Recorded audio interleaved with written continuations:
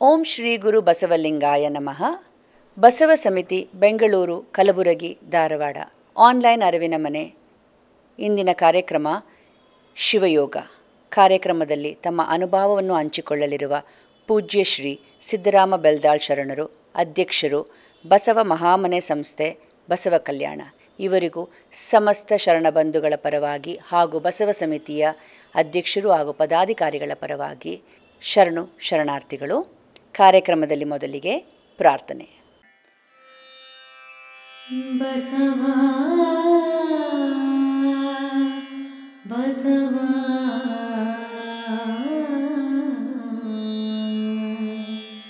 ಬಸವ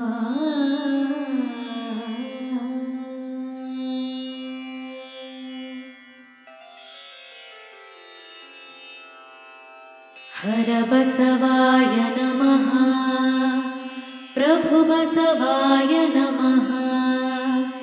ಗುರು ಬಸವಾಯ ನಮಃ. ಲಿಂಗ ಬಸವಾಯ ನಮಃ.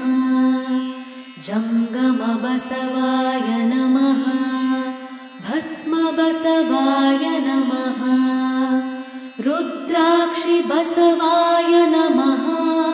ಮಂತ್ರ ಬಸವಾಯ ನಮಃ. ಪಾದೋದಕ ಬಸವಾಯ ನಮಃ.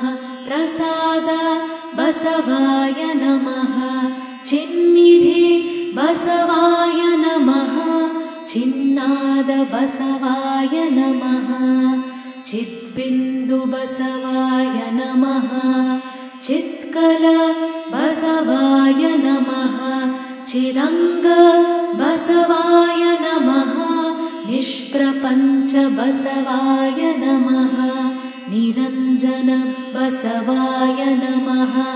ನಿರ್ಗುಣ ಬಸವಾಯ ನಮಃ. ನಿತ್ಯ ತೃಪ್ತ ಬಸವಾಯ ನಮಃ. ಅಕಾರ ಬಸವಾಯ ನಮಃ. ಉಕಾರ ಬಸವಾಯ ನಮಃ. ಮಕಾರ ಬಸವಾಯ ನಮಃ. ನಕಾರ ಬಸವಾಯ ನಮಃ. ಮಕಾರ ಬಸವಾಯ ನಮಃ. ಶಿಕಾರ ಬಸವಾಯ ನಮಃ. ವಕಾರ ಬಸವಾಯ ನಮಃ. ಯಕಾರ ಬಸವಾಯ ನಮಃ. ಓಂಕಾರ ಬಸವಾಯ ನಮಃ. ಹ್ರೀಂಕಾರ ಬಸವಾಯ ನಮಃ. ಸಂಗಮೇಶ್ವರ ಬಸವಾಯ ನಮಃ. ಪ್ರತ್ಯಕ್ಷ ಕಪಿಲ ಸಿದ್ಧ ಮಲ್ಲಿಕಾರ್ಜುನ ಬಸವಾಯ ನಮೋ ನಮಃ.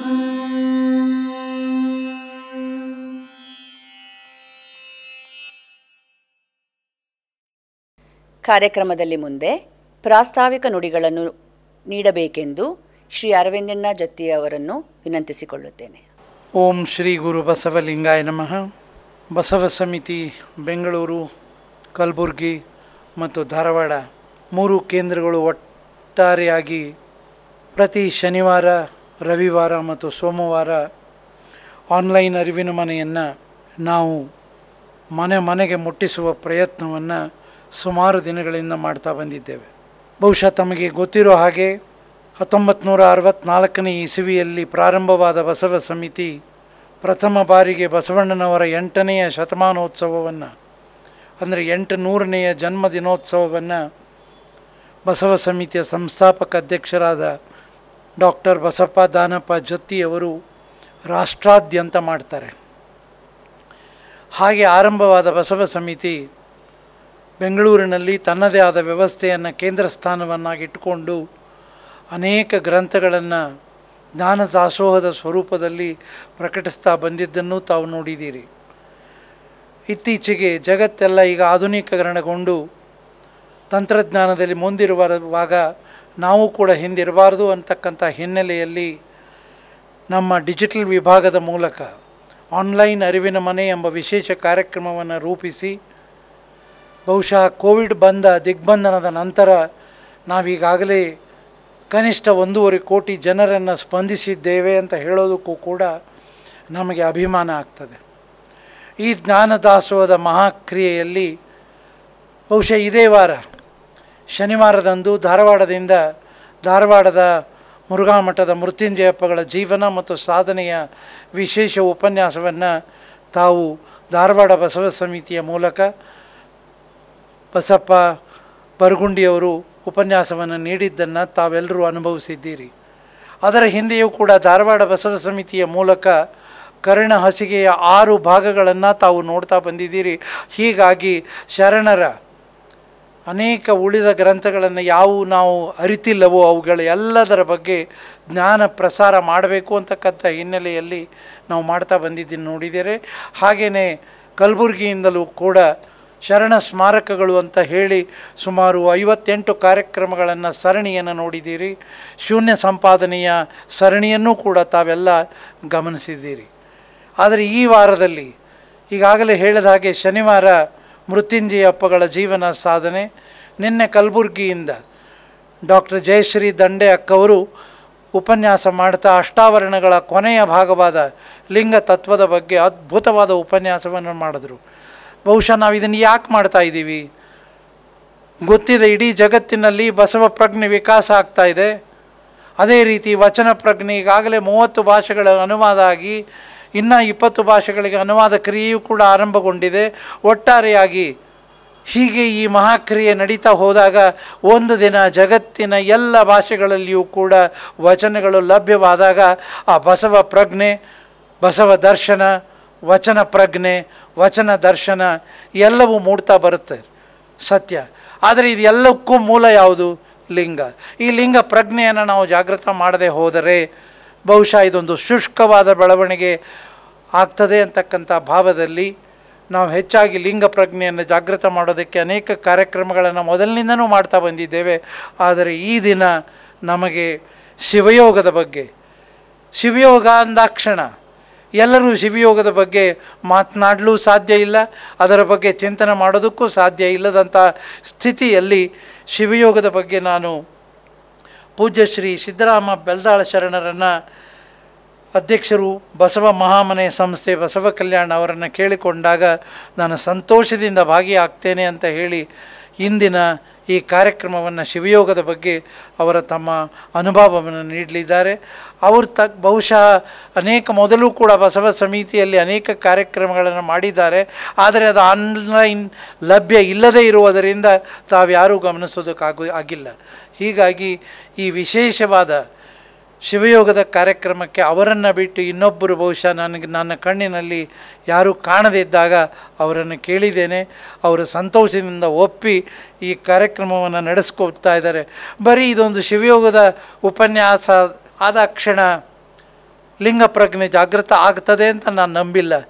ಎಲ್ಲಿಯವರೆಗೆ ನಾವೆಲ್ಲರೂ ಕೂಡ ಈ ಒಂದು ವಿಶೇಷವಾದ ಬಸವ ಪ್ರಜ್ಞೆಯನ್ನು ಆಧಾರವಾಗಿಟ್ಕೊಂಡು, ವಚನ ಪ್ರಜ್ಞೆಯನ್ನು ಆಧಾರವಾಗಿಟ್ಕೊಂಡು, ಲಿಂಗ ಪ್ರಜ್ಞೆಯನ್ನು ಶಿವಯೋಗದ ನೆಲೆಯಲ್ಲಿ ಅರ್ಥ ಮಾಡಿಕೊಂಡು ಲಿಂಗ ಪ್ರಜ್ಞೆಯನ್ನು ಜಾಗೃತ ಮಾಡಿ ಮಹಾಲಿಂಗದೆಡೆಗೆ ನಾವೆಲ್ಲ ಕೂಡ ಸಾಗಿದರೆ ಬಹುಶಃ ಬಸವಣ್ಣನವರು ಕಂಡಂತಹ ಅದ್ಭುತವಾದ ಆ ತತ್ವ, ಆ ದರ್ಶನ ಜಗತ್ತಿಗೆ ತಲುಪೋದಕ್ಕೆ ಸಾಧ್ಯವಾಗ್ತದೆ. ಹೀಗಾಗಿ ಇವತ್ತಿನ ವಿಶೇಷ ಅನುಭವ ಕಾರ್ಯಕ್ರಮವನ್ನು ಕೇವಲ ಒಮ್ಮೆ ಕೇಳಿ ಬಿಡೋದಲ್ಲ, ಇದು ನಿಮ್ಮ ಯೂಟ್ಯೂಬ್ನಲ್ಲಿ ಲಭ್ಯ ಇರುತ್ತೆ. ಬೇಕಾದಾಗ ಇದನ್ನು ಕೇಳಿ ಮತ್ತೆ ಕೇಳಬಹುದು, ಪೂಜ್ಯರನ್ನು ಪ್ರಶ್ನಿಸಬಹುದು. ಹೀಗೆ ಶಿವಯೋಗದ ಈ ಕಾರ್ಯಕ್ರಮದಲ್ಲಿ ತಾವೆಲ್ಲರೂ ಭಾಗಿಯಾಗಿ ಅಂತ ಹೇಳಿ ಬಸವ ಸಮಿತಿಯ ಪರವಾಗಿ ಪೂಜ್ಯರಿಗೆ ಹೃತ್ಪೂರ್ವಕವಾದ ಕೃತಜ್ಞತೆಗಳನ್ನೂ ಸಹ ಸಲ್ಲಿಸ್ತಾ ನಾನು ಈ ದಿನ ಅವರನ್ನು ಆಹ್ವಾನಿಸ್ತೇನೆ. ಶರಣು ಶರಣಾರ್ಥಿ. ಯಮ್ಮಪ್ಪ ಬಸವಣ್ಣ ಯಮ್ಮವೇ ನೀಡುವೆ, ಯಮ್ಮಯ್ಯ ಪ್ರಭುರಾಯ ಚನ್ನ ಬಸವ, ಇನ್ನುಳಿದ ಶರಣರ ಚರಣಕ್ಕೆ ಶರಣೆಂದು ಧನ್ಯನಾದೆನು ಗುರುವೇ ಯೋಗಿನಾಥ, ಧನ್ಯನಾದೆನು ಗುರುವೇ ಯೋಗಿನಾಥ.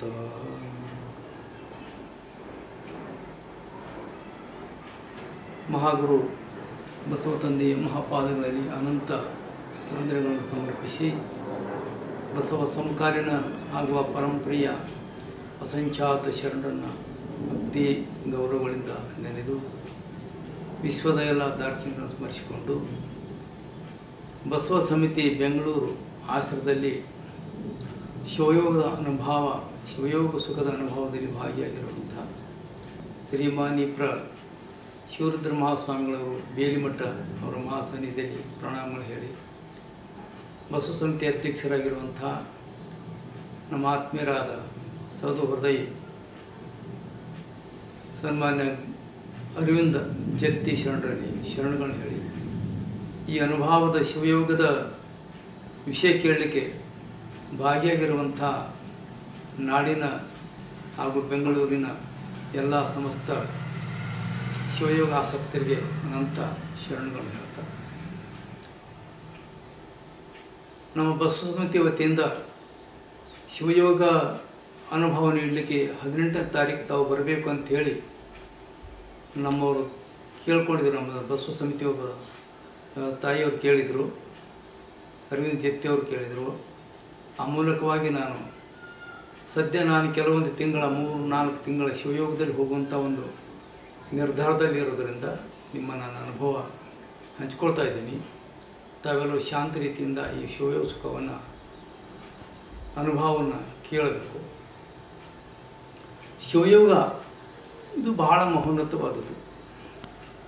ಭಾರತ ದೇಶದ ಪರಂಪರೆಯಲ್ಲಿ ಯೋಗಗಳಲ್ಲಿ ಭಾಳ ಪ್ರಮುಖವಾದಂಥ 4 ಯೋಗಗಳು ಬರ್ತವೆ. ಒಂದು ಮಂತ್ರಯೋಗ, ಹಠಯೋಗ, ಲಯಯೋಗ, ರಾಜಯೋಗ ಅಂತ. ಈ 4 ಯೋಗಗಳ ಪರಂಪರೆಯಲ್ಲಿ ಆಲ್ರೆಡಿ ನಮ್ಮ ದೇಶದ ಪ್ರಾಚೀನದಿಂದ ಚಲಾವಣೆಯಲ್ಲಿ ಅದಾವ. ಅದರಲ್ಲಿ 4ನೇದಾಗಿರುವಂಥ ರಾಜಯೋಗ ಭಾಳ ಹೆಚ್ಚಿನ ಒಂದು ಮಟ್ಟದಲ್ಲಿ ಜನರು ಬೇರೆ ಬೇರೆ ವಿಧದಿಂದ ಈಗ ರಾಜಯೋಗ ಅಂತ ಪ್ರಸಾರ ಮಾಡ್ತಾ ಇದ್ದಾರೆ. ಇವೆಲ್ಲಕ್ಕೂ ಮೀರಿದಿರೋದೊಂದು ಶಿವಯೋಗ.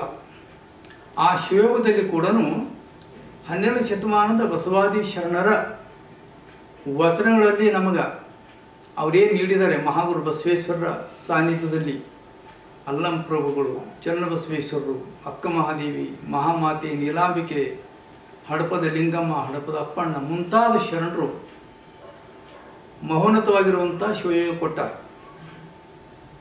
ಈ ಎಲ್ಲ ಯೋಗಗಳಿಗಿಂತಲೂ ಅದು ಪರಿಪೂರ್ಣ ಶಿವಯೋಗ ಅನಿಸಿಕೊಳ್ತದೆ.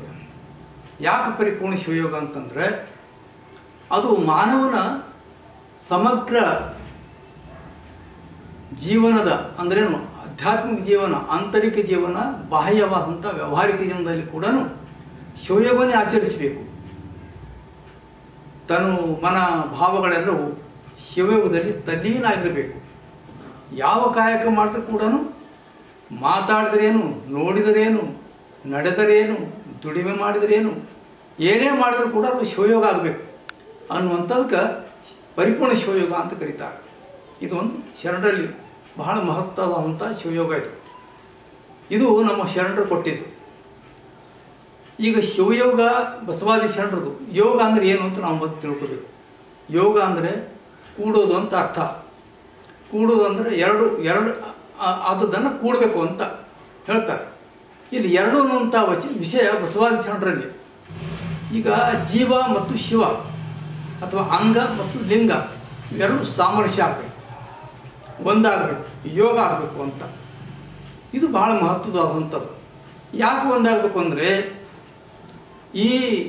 ನಾವು ನಮ್ಮ ಬಸವಾದಿ ಶರಣರ ತತ್ವದ ಪ್ರಕಾರ ಒಂದೇ ವಸ್ತು ಎರಡಾಗಿದೆ. ಇಲ್ಲಿ ಪರಮಾತ್ಮ ಅನ್ನುವಂಥ ಮಹಾಲಿಂಗ ವಸ್ತು ತನ್ನ ಅಂಶವನ್ನು ಹೊರಗೆ ಹಾಕಿ ಅಂಗ ಅಂತ ಮಾಡ್ತು. ಅಂದರೆ ಅಂಗ ಜೀವ ಅನಿಸ್ಕೊಳ್ತು ಅಥವಾ ಆತ್ಮ ಅನಿಸ್ಕೊಳ್ತು, ಮೂಲ ವಸ್ತು ಮಹಾಲಿಂಗ ಅಥವಾ ಪರಮಾತ್ಮ ಅನಿಸ್ಕೊಳ್ತು.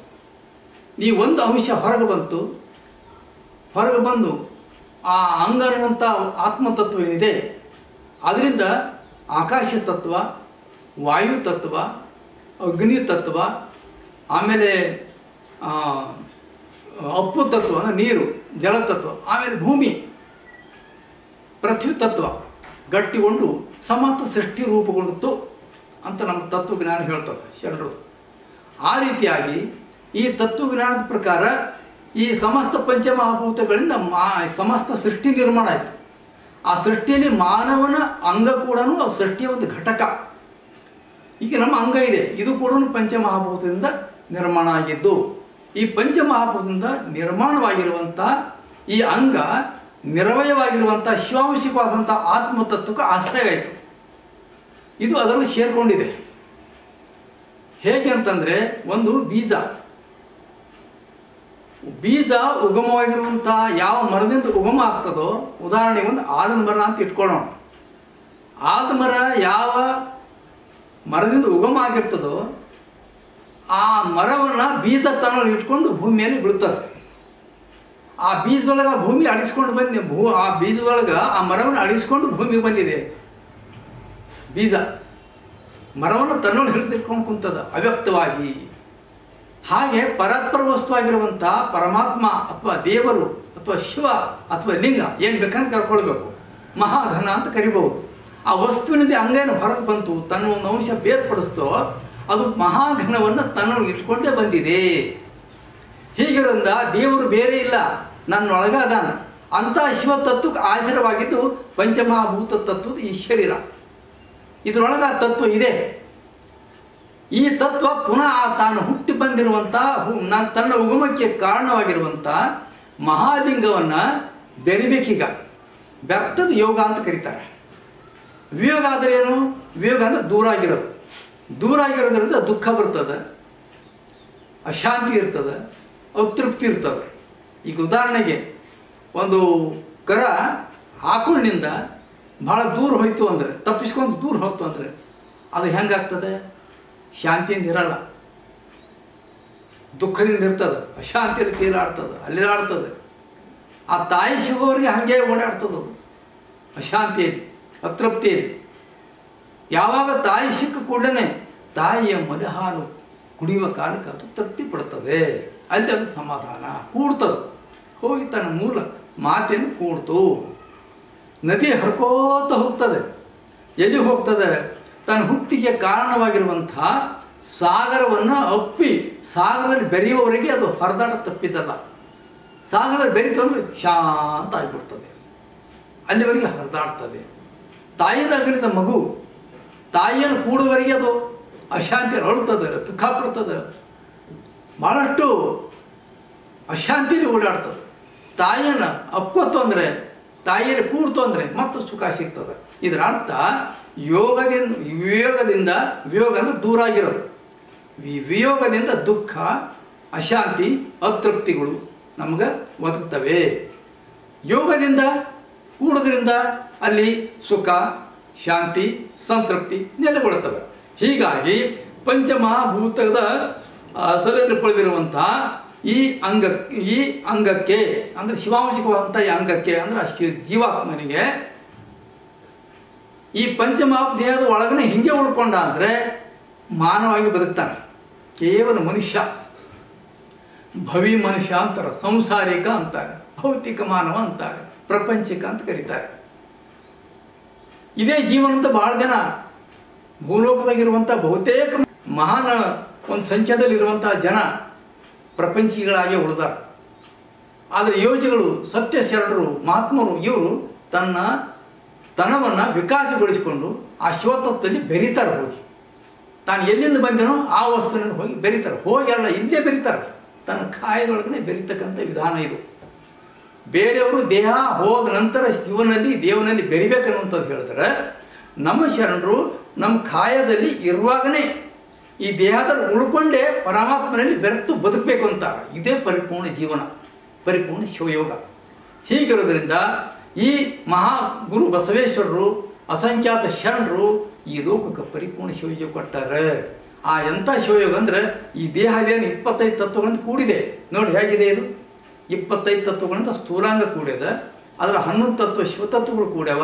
ಯಾವುವು ಅಂದರೆ ಈಗ ನೋಡಿ, ನಮ್ಮಲ್ಲಿ ಕರ್ಮೇಂದ್ರಿಯಗಳದಾವ. ಕರ್ಮೇಂದ್ರಿಯಗಳು 5, ಜ್ಞಾನೇಂದ್ರಿಯಗಳು, ಕರ್ಮೇಂದ್ರಿಯಗಳು 5, ಜ್ಞಾನೇಂದ್ರಿಯಗಳು 5, ಪಂಚ ವಿಷಯಗಳು 5. ತಮಗೆಲ್ಲ ಗೊತ್ತಿರಬೇಕಿದು. ಕರ್ಮೇಂದ್ರಿಯಗಳು ಯಾವುವು ತಮಗೆಲ್ಲ ಗೊತ್ತದ, ಬಿಡಿಸಿ ಹೇಳೋದ ಅವಶ್ಯಕತೆ ಇಲ್ಲ ಅಂತ ಅನಿಸ್ತದೆ.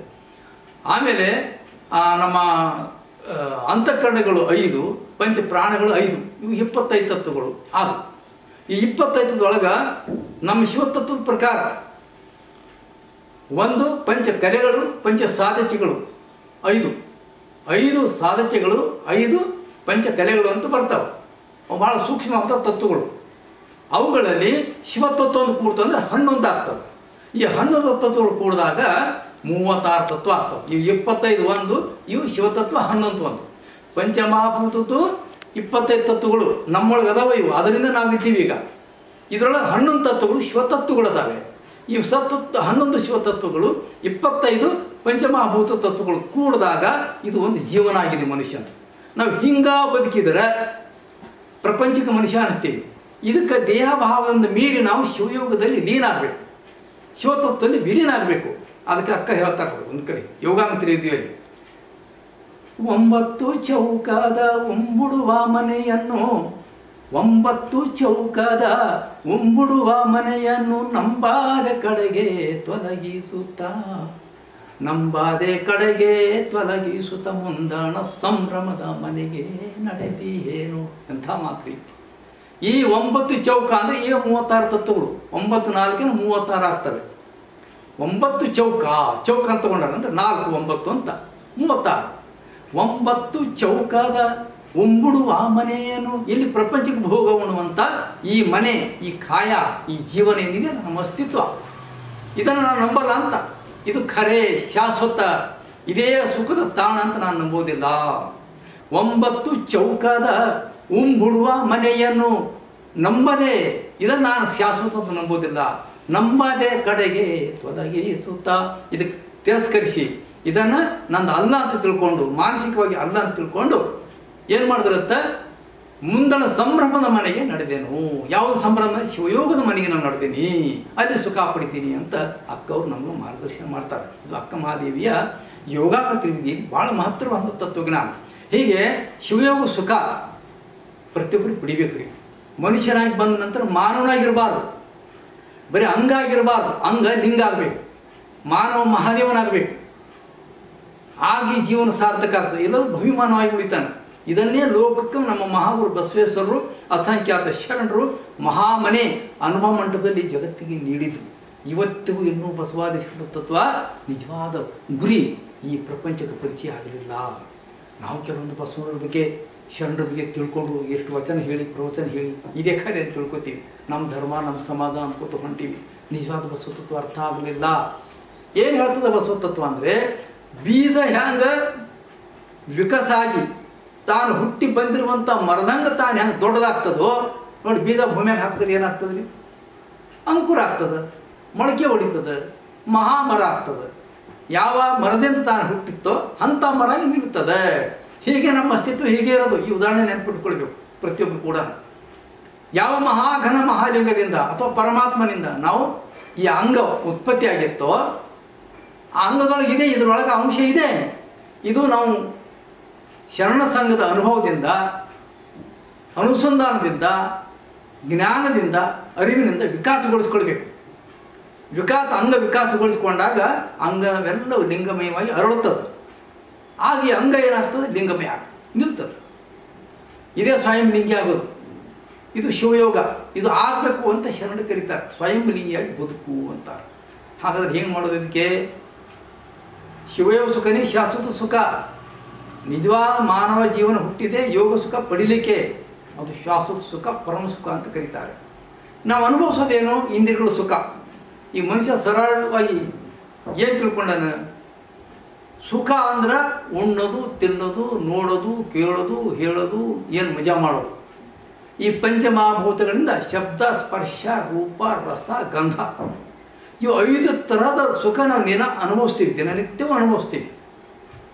ಕಣ್ಣಿನಿಂದ ರೂಪ ನೋಡಿ ಆನಂದ ಪಡ್ತೀವ, ಕಿವಿಯಿಂದ ಕೇಳಿ ಆನಂದ ಪಡ್ತೀವಿ ಶಬ್ದ ಸುಖ, ನಾಚಿಕೆಯಿಂದ ಸುವಾಸನೆಯಿಂದ ಅನುಭವಿಸಿ ಸುಗಂಧ ಅನುಭವಿಸ್ತೀವ, ನಾಲಿಗೆಯಿಂದ ರುಚಿ ಸುಖ ಅನುಭವಿಸ್ತೀವ, ಚರ್ಮದಿಂದ ಯಾವುದೋ ಅಪ್ಪಿಕೊಂಡು ಸುಖ ಪಡಿತೀವ.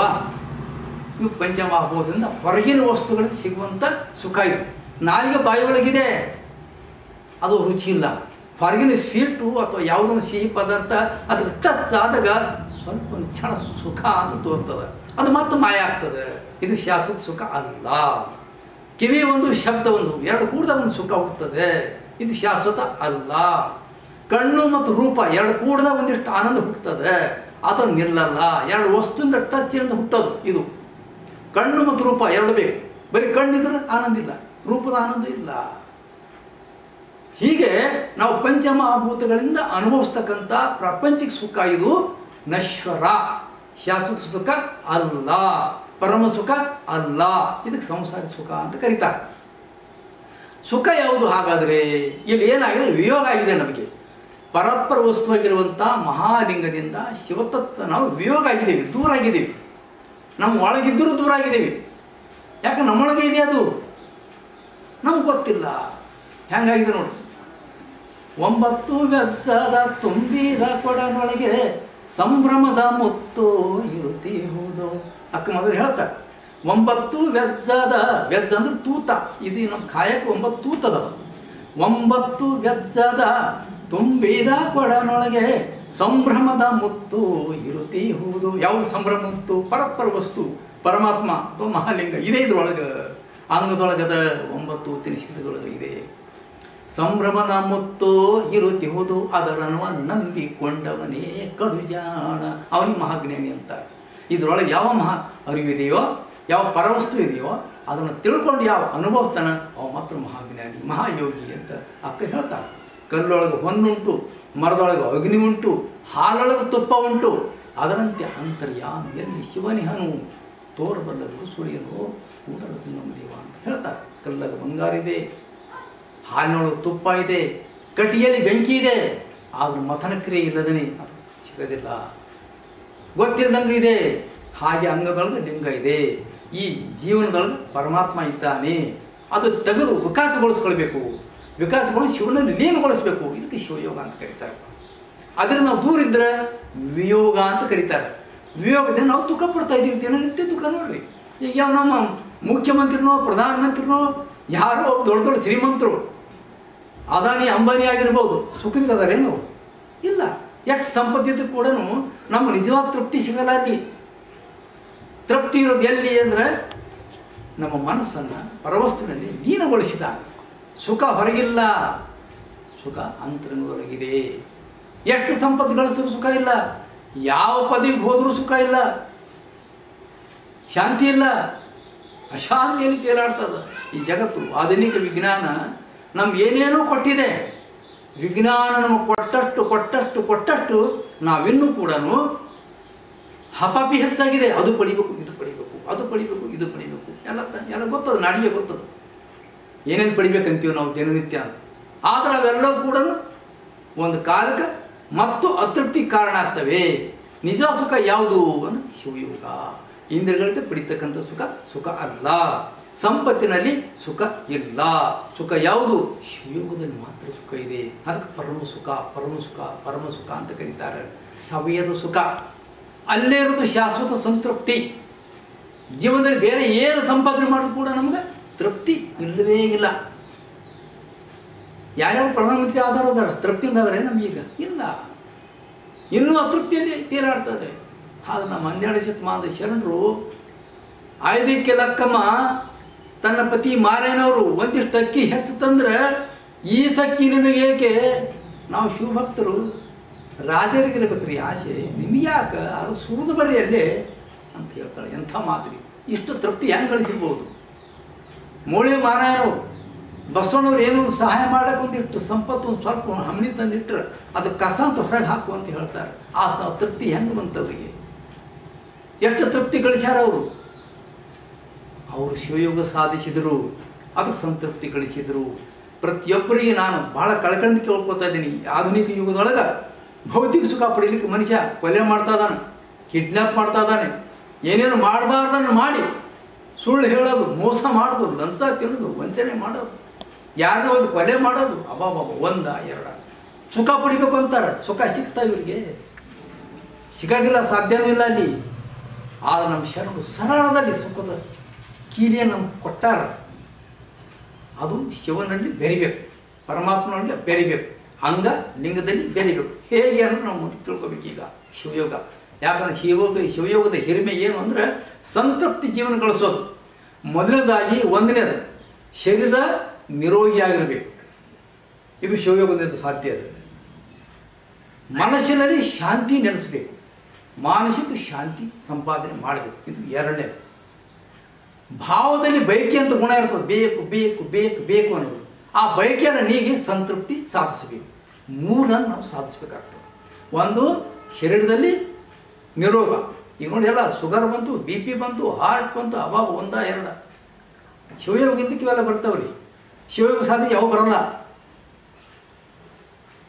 ಶಾರೀರಿಕ ಆರೋಗ್ಯ, ಮಾನಸಿಕ ಶಾಂತಿ ಎಲ್ಲಿದೆ? ಈಗ ಏನು ತಗೊಂಡ್ರು ಅತೃಪ್ತಿನೇ ಇದೆ ಇನ್ನು ಮನುಷ್ಯನಿಗೆ. ಅದಕ್ಕೆ ಮನುಷ್ಯ ಮಾನಸಿಕ ಶಾಂತಿ ಗಳಿಸಬೇಕು. ಆಮೇಲೆ ಜೀವನದಲ್ಲಿ ಸಂತೃಪ್ತಿ ಗಳಿಸಬೇಕು. ಎಷ್ಟು ನಮಗೆ ಆದಾಯ ಬರ್ತದೆ, ಎಷ್ಟು ನಮ್ಗೆ ಗಳಿಕೆ ಬರ್ತದೆ, ನಮ್ಮ ಕಾಯಕ ಪ್ರತಿಫಲ ಬರ್ತದೆ, ಅಷ್ಟರ ಸಂತೃಪ್ತಿ ಇರಬೇಕಪ್ಪ ಅನ್ನೋದು ಗಳಿಸ್ಬೇಕು. ಇದು ಶಿವಯೋಗದಿಂದ ಬರುವಂಥ ಲಾಭಗಳು. ಆದರೆ ನಾವು ಶಿವಯೋಗ ಸಾಧಿಸ್ಬೇಕ್ರಿ. ಭಾಳ ಸರಳದ. ಇದಕ್ಕೆ ಶ್ರೀಮಂತರು ಬೇಕಾಗ್ತಿಲ್ಲ, ಬಡವರು ಅಂತಿಲ್ಲ, ಹೆಣ್ಣಿಲ್ಲ, ಗಂಡಿಲ್ಲ, ಬೇಕಾದವರು ಸಾಧಿಸ್ಬೋದು. ಹೇಗಿದೆ ಶಿವಯೋಗ ಅನ್ನೋದು ನಾವು ಮೊದಲು ತಿಳ್ಕೋಬೇಕು. ಈ ನಮ್ಮ ಅಂಗದೊಳಗಿರುವಂಥ ಲಿಂಗ ಪರವಸ್ತು ಏನಿದೆ ಅದು ಪರಮಾತ್ಮ ಯೋಗ ಆಗಬೇಕಾದ್ರೆ ಒಂದು ಸುಲಭವಾದ ಸಾಧನೆ ನಮ್ಮ ಬಸವಾದೀಶ್ವರರು ನಮಗೆ ಕೊಟ್ಟ. ಹೇಗೆ? ಅದಕ್ಕೆ ಹಲವಾರು ರೀತಿಯಿಂದ. ಒಂದು, ಇಷ್ಟಲಿಂಗದಲ್ಲಿ ಶಿವಯೋಗ ಮಾಡೋದು.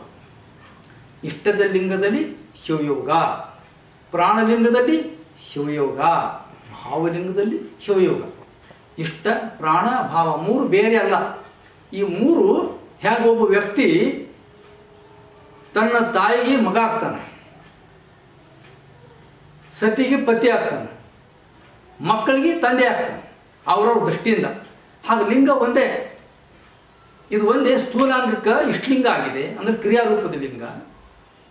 ಮನಸ್ಸಿನ ಜ್ಞಾನಕ್ಕೆ ಪ್ರಾಣಲಿಂಗ ಆಗಿದೆ, ನಿರಾಕಾರ ಸ್ವರೂಪ. ಅದು ಭಾವದ ದೃಷ್ಟಿಯಿಂದ ಅದು ಭಾವಲಿಂಗವಾಗಿದೆ. ಒಂದೇ ಲಿಂಗ ಮೂರಾಗಿದೆ. ಈ ಮೂರು ಲಿಂಗದಲ್ಲಿ ನಾವು ಶಿವಯೋಗ ಸಾಧಿಸಬೇಕು. ಒಂದನೇದಾಗಿ ನಮ್ಮ ಇಷ್ಟಲಿಂಗದಲ್ಲಿ ಶಿವಯೋಗ ಹೆಂಗೆ ಮಾಡ್ಬೇಕಪ್ಪ? ಮಾಡ್ಬೇಕಂತ ಭಾಳ ಜನ ಅಂತಾರೆ. ಯಾಕೆ? ಶಿವಯೋಗ ಇಲ್ಲ ಅಂದ್ರೆ ಜೀವನದಲ್ಲಿ ಸಂತೃಪ್ತಿ ಸಾಧ್ಯವೇ ಇಲ್ಲ. ಯೋಗ ಇಲ್ಲ ಸಾಧ್ಯ. ಈಗ ಯೋಗ ಅಂತ ಭಾಳ ಮಂದಿ ಬರಕತ್ಯಾರಪ್ಪ. ಆಸನ ಹಾಕದ ಯೋಗ ಅಂತ ಕುಂತಾರೆ ಭಾಳ ಮಂದಿ. ಈಗ ಕೈ ಮಣಿಸೋದು, ಕಾಲು ಮಣಿಸೋದು, ಹೀಗೆ ಹಂಗೆ ಮಾಡದೆ ಯೋಗ ಕಾರ್ಯಕ್ರಮ ಅಂತಾರೆ. ಅದು ಅಲ್ಲ, ಅದು ವ್ಯಾಯಾಮ. ವ್ಯಾಯಾಮಕ್ಕನೇ ಯೋಗ ಅಂತಾರೆ. ಕೈಲಾಸ ಶಿವಧ್ಯಾನದ ಮಗ್ನವಾಗಿ ತನ್ನಲ್ಲಿ ತಾನು ಧ್ಯಾನಮಗ್ನವಾಗಿ ಶಿವಧ್ಯಾನ ಸಾಧಿಸಬೇಕು. ಭಗವಾನ್ ಬುದ್ಧ ಪದ್ಮಾಸನ ಹಾಕೊಂಡು ಆನಂದ ಮೈ ಮರ್ತ್ಕೊಂತ. ಅಕ್ಕ ಮಹಾದೇವಿ ಶಿವಯೋಗದಲ್ಲಿ ಮಗ್ನಾದರು. ಅಲ್ಲಂಪ್ರಭುದೇವರು ಮಗ್ನಾದರು. ಮಹಾಮರು ಬಸವೇಶ್ವರರು ಮಗ್ನಾದರು.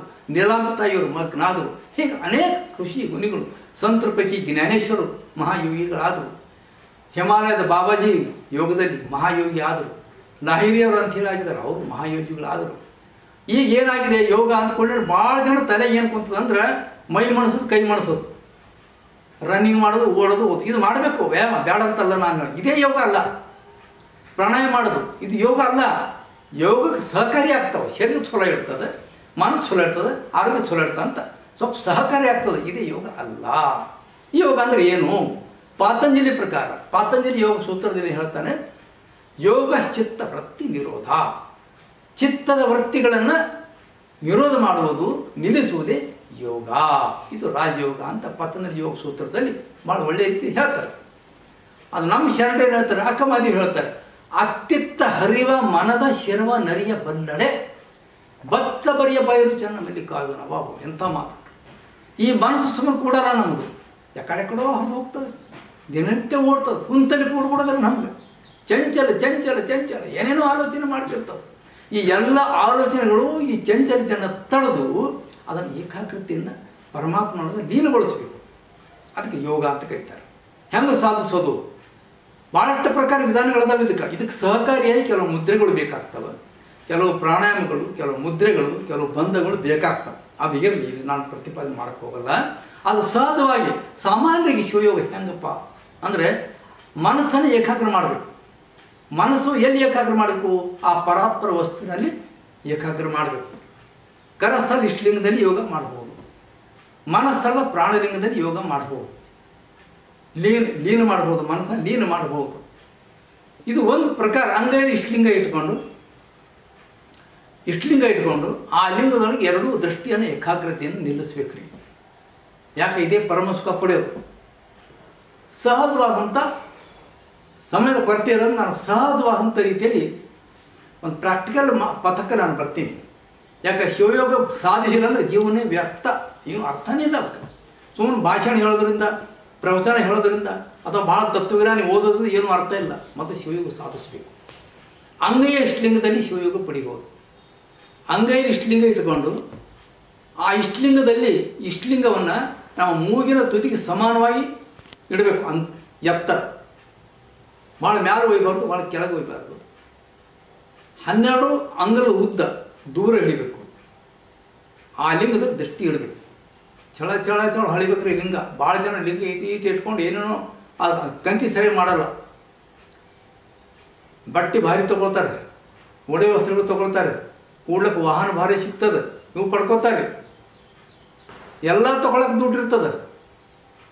ಇಷ್ಟು ಲಿಂಗ ಒಳ್ಳೆ ರೀತಿ ಮಾಡ್ಕೊಳಕ್ಕೆ ದುಡ್ಡು ಇರಲ್ಲ ಭಾಳ ಜನ, ಅದಕ್ಕೆ ಅಲಕ್ಷ್ಯ ಮಾಡ್ತಾರೆ. ಹೊಳೆಯುವಂಥ ಇಷ್ಟು ಲಿಂಗ ಕರಸಲ್ಲಿ ಇಟ್ಕೊಳ್ಬೇಕು. ಈ ಲಿಂಗವನ್ನು ಕರಸಲ್ಲಿ ಇಟ್ಕೊಂಡು ಇಷ್ಟಲಿಂಗದ ದೃಷ್ಟಿ ಇಡಬೇಕು. ಬೇರೆ ಬೇರೆ ಪದ್ಧತಿಗಳು ಭಾಳ ಅದಾವೆ ದೃಷ್ಟಿ ಯೋಗ. ತ್ರಾಟಕ ಯೋಗ ಅಂತ ಕರೀತಾರೆ. ತ್ರಾಟಕ ಯೋಗ ಅಂದರೆ ಒಂದು ವಸ್ತುವನ್ನು ನೋಡೋದು. ಗೋಡೆಗೆ ಒಂದು ಕಪ್ಪು ಒಂದು ಬಿಂದುವನ್ನು ರೂಪಿಸಿ, ಕಪ್ಪು ಬಿಂದು ರೂಪಿಸಿ ಅದರ ಮೇಲೆ ದೃಷ್ಟಿ ಇಡ್ತಕ್ಕಂಥ ಪದ್ಧತಿ ನಮ್ಮ ಭಾರತೀಯರಲ್ಲಿ ಇದೆ. ಅದು ಬಿಂದು ತ್ರಾಟಕ ಅಂತ ಕರೀತಾರೆ. ಮತ್ತೊಂದು ಜ್ಯೋತಿ ಇಟ್ಟು ಆ ಜ್ಯೋತಿಯನ್ನು ದಿಟ್ಟಿಸಿ ನೋಡ್ಕೋತಾ ತ್ರಾಟಕ ಯೋಗ ಅಂತ ಮಾಡ್ತಾರೆ. ಅದಕ್ಕೆ ಜ್ಯೋತಿ ತ್ರಾಟಕ ಅಂತ ಕರೀತಾರೆ. ಕೆಲವರು ಯಾವುದೋ ಒಂದು ಮಹಾಪುರುಷರದು ತಮ್ಮ ಉಪಾಸನಾ ವಸ್ತುವಿನ ಫೋಟೋ ನೋಡ್ಕೋತ ಕೂಡಿ ಅದಕ್ಕೆ ದಿಟ್ಟಿಸಿ ನೋಡೋದಕ್ಕೂ ತ್ರಾಟಕ ಯೋಗ ಅಂತ ಕರೀತಾರೆ. ಕೆಲವು ನಕ್ಷತ್ರ ಮೇಲೆ ಮಾಡೋರು ಅದಾರ. ಬೇರೆ ಬೇರೆ ರೀತಿ ಪದ್ಧತಿಗಳದಾವೆ. ಆದರೆ ಅಲ್ಲಿ ದೈವತ್ವ ಬರಲ್ಲ, ಅಲ್ಲಿ ದೇವರನ್ನು ಭಾವನೆ ಅಲ್ಲಿ ಬರಲ್ಲ. ಅದು ತಾಂತ್ರಿಕ ಆಗ್ತದೆ, ಯಾಂತ್ರಿಕ ಆಗ್ತದೆ.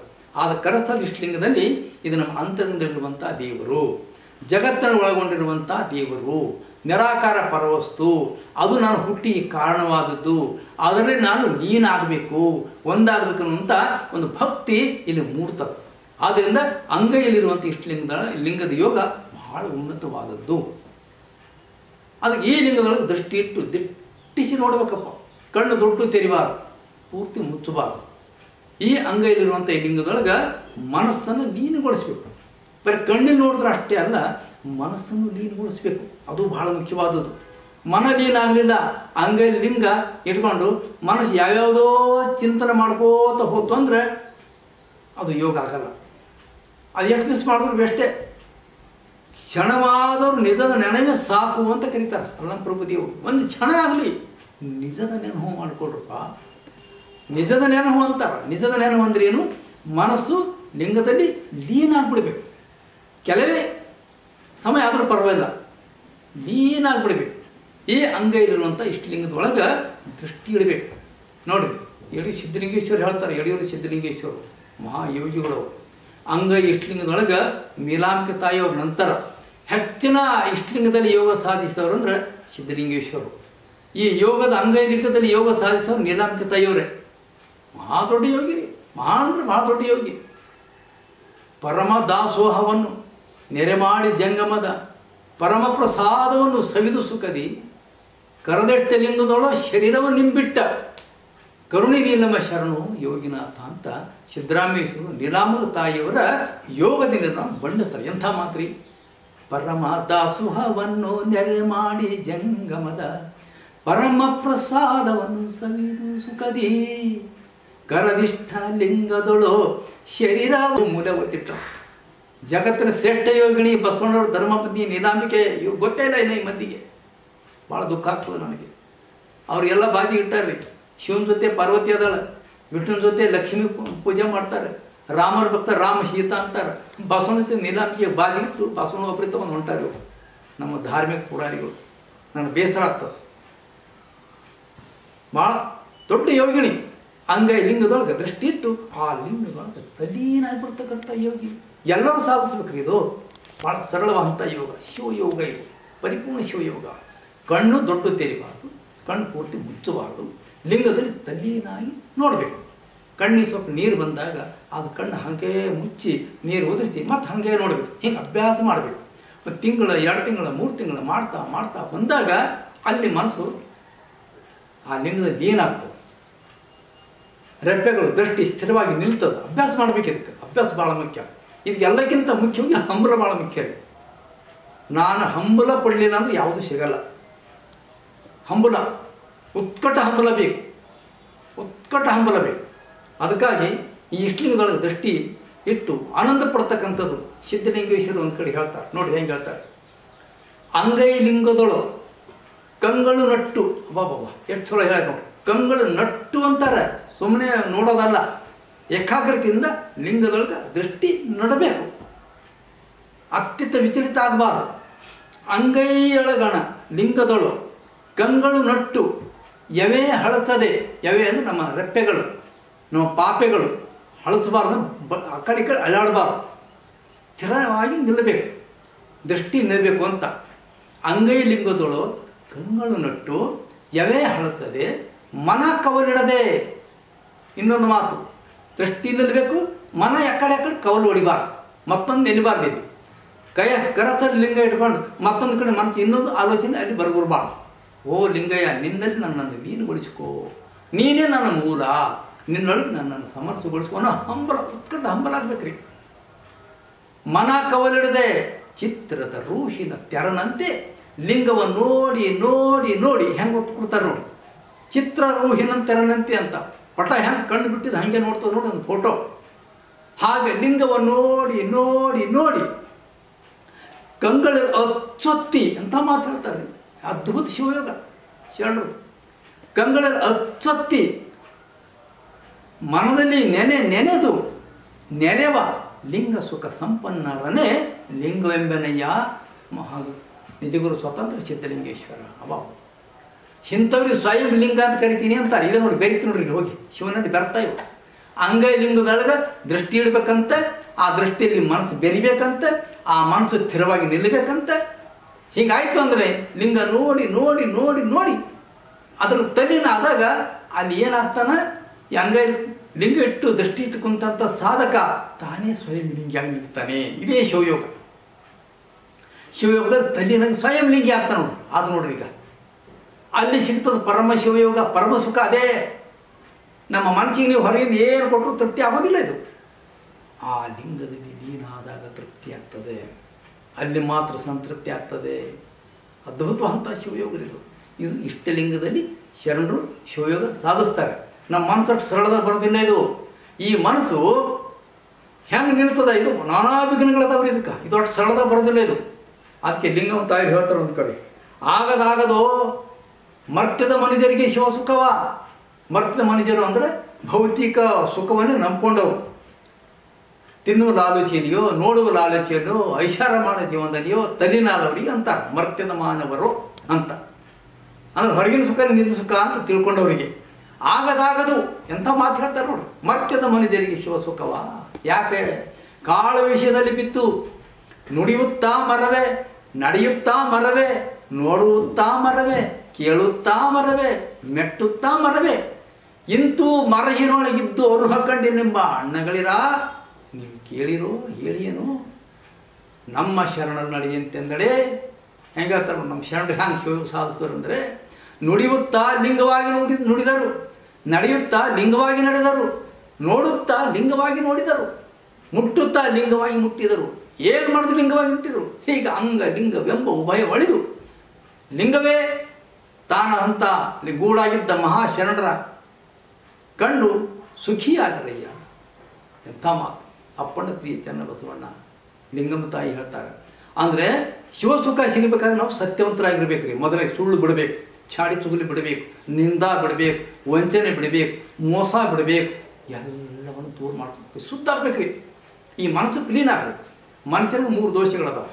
ಒಂದು ಮನಸ್ಸಿನೊಳಗೆ ಈ ಮನಸ್ಸು ಹೇಗಿರುತ್ತೆ ಅಂದರೆ ಮಲ, ವಿಕ್ಷೇಪ, ಆವರಣ ಅಂತ 3 ದೋಷಗಳದಾವೆ. ಮಲದೋಷ ಅಂದರೆ ಕನ್ನಡಿ ಮೇಲೆ ಧೂಳು ಕೂತು ಅಂದರೆ ನಮ್ಮ ಮುಖ ಕಾಣಲ್ಲ, ಇದು ಮಲದೋಷ.